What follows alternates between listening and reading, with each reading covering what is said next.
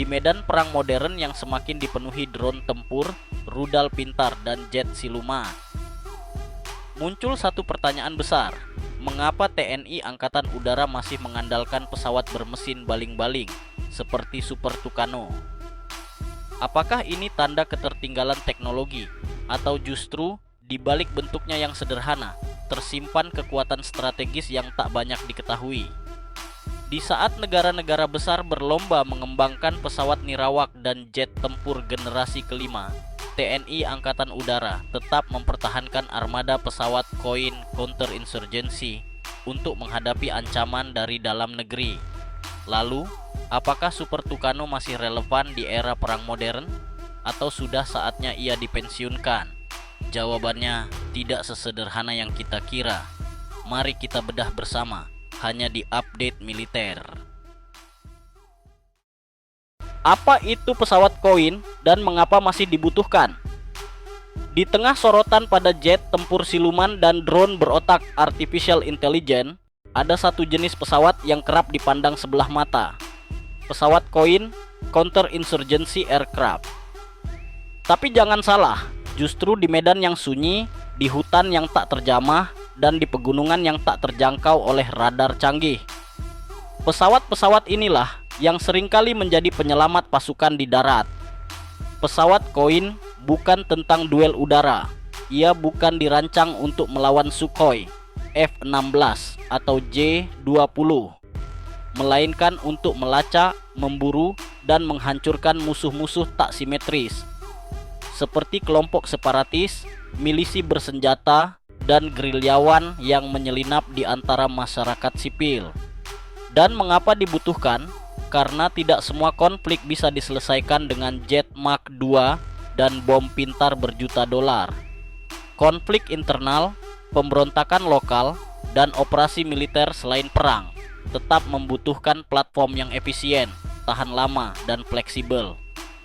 Inilah panggung tempat pesawat koin beraksi, bukan di langit perang terbuka, tapi di wilayah-wilayah perbatasan, pelosok terpencil, dan situasi kompleks di mana intelijen, pengintaian, dan serangan presisi menjadi kunci. Disitulah Super Tucano mengambil peran, diam namun mematikan, ringan tapi efektif, dan yang terpenting masih sangat relevan. Super Tucano TNI Angkatan Udara, sederhana tapi bukan pesawat sembarangan. Di antara deretan pesawat tempur jet milik TNI Angkatan Udara, Super Tucano memang terlihat paling sederhana. Namun, jangan tertipu oleh bentuknya yang ramping dan mesin baling-balingnya yang klasik, karena pesawat ini justru dirancang untuk bertahan dalam jenis perang yang paling kompleks, perang melawan musuh tak kasat mata. TNI Angkatan Udara mengoperasikan 15 unit Super Tucano EMB 314 ditempatkan di Skadron Udara 21, Malang, Jawa Timur. Mereka adalah ujung tombak dalam misi kontra pemberontakan dan patroli bersenjata di wilayah yang luas dan sulit dijangkau. Pesawat ini dilengkapi dengan dua senapan mesin kaliber .50 terintegrasi di sayapnya, dan mampu membawa berbagai jenis senjata tambahan, bom pintar, roket, pot pengintai elektrooptik, hingga sistem penargetan laser. Namun keunggulan Super Tucano bukan hanya soal senjata. Yang membuatnya berharga adalah kemampuannya untuk terbang rendah dan lambat dalam waktu lama. Ia bisa bertahan di udara hingga 6 jam non-stop, melayang mengawasi wilayah yang luas, mulai dari perbatasan Papua hingga garis pantai Kalimantan. Kemampuan inilah yang membuatnya ideal untuk misi pengintaian, patroli, dan dukungan udara jarak dekat. Dan dibanding jet tempur yang menghabiskan ribuan dolar hanya untuk 1 jam terbang, biaya operasional Super Tucano tergolong sangat rendah, efisien, ekonomis, tapi tetap mematikan bila dibutuhkan. Singkatnya, Super Tucano bukan pesawat sembarangan. Ia adalah alat presisi untuk medan tak simetris. Dirancang bukan untuk tampil mencolok, tapi untuk bekerja senyap dan efektif. Peperangan modern dan tantangan baru bagi Super Tucano. Namun dunia tidak berhenti bergerak. Lanskap peperangan kini berubah secara drastis. Bukan hanya dalam hitungan dekade, tapi bahkan dalam satu generasi. Dulu, musuh utama dalam operasi kontra pemberontakan hanya bersenjatakan senapan serbu dan taktik gerilya. Kini, banyak kelompok bersenjata non-negara telah mengakses teknologi yang sebelumnya hanya dimiliki negara. Manpads, rudal panggul anti pesawat, drone intai bersenjata, bahkan sistem komunikasi terenkripsi. Disinilah Super Tucano mulai menghadapi tantangan nyata. Meski handal dalam misi jarak dekat dan medan berat, pesawat ini tidak dirancang untuk bertahan di lingkungan yang penuh ancaman elektronik dan rudal pencari panas. Ia minim sistem elektronik countermeasure, tak memiliki kemampuan siluman, dan tidak selalu terlindungi dari rudal jarak pendek yang makin mudah didapat di pasar gelap global. Lebih dari itu, medan perang modern menuntut konektivitas penuh. C4ISR, komando, kontrol, komunikasi, komputer, intelijen, pengintaian, dan reconnaissance telah menjadi tulang punggung setiap operasi militer masa kini. Sayangnya, banyak platform koin konvensional termasuk Super Tucano belum sepenuhnya terintegrasi ke dalam jaringan perang digital ini. Artinya, tanpa modernisasi sistem sensor dan komunikasi, Super Tucano bisa kehilangan keunggulannya bukan karena senjata, tapi karena informasi. Mengapa Super Tucano masih relevan? Meski tantangan modern semakin kompleks, bukan berarti peran Super Tucano bisa begitu saja dihapus dari panggung pertempuran. Justru disinilah letak keunikannya. Pesawat ini relevan bukan karena kecanggihannya, tetapi karena kesesuaiannya dengan konteks Indonesia. Mari kita lihat faktanya. Pertama, Indonesia adalah negara kepulauan dengan ribuan pulau terpencil, hutan lebat, dan perbatasan luas yang kerap rawan penyusupan. Untuk medan seperti ini, Super Tucano adalah solusi ideal. Ia dapat lepas landas dari pangkalan kecil, menyisir lembah dan pegunungan, serta memberikan dukungan udara langsung kepada pasukan darat dengan biaya jauh lebih rendah dibandingkan mengerahkan jet tempur. Kedua, ancaman yang dihadapi Indonesia dalam negeri bukan hanya invasi besar-besaran dari negara lain, tapi juga konflik berintensitas rendah seperti gerakan separatis, penyelundupan senjata, dan infiltrasi kelompok bersenjata non-negara. Inilah medan khas operasi kontra pemberontakan, dan inilah habitat alami Super Tucano. Ketiga, Super Tucano tidak harus berdiri sendiri. Di era integrasi platform, ia bisa dikolaborasikan dengan sistem yang lebih modern, seperti drone intai MAL milik TNI, pesawat CN-235 MPA, atau bahkan data satelit.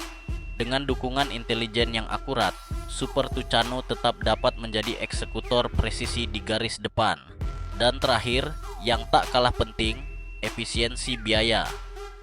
Dengan anggaran pertahanan yang terbatas dan kebutuhan menjaga puluhan wilayah rawan secara simultan, Super Tucano menawarkan solusi praktis, ekonomis, dan cukup mematikan untuk kebutuhan dalam negeri. Jadi, apakah ia kalah dari jet tempur generasi kelima?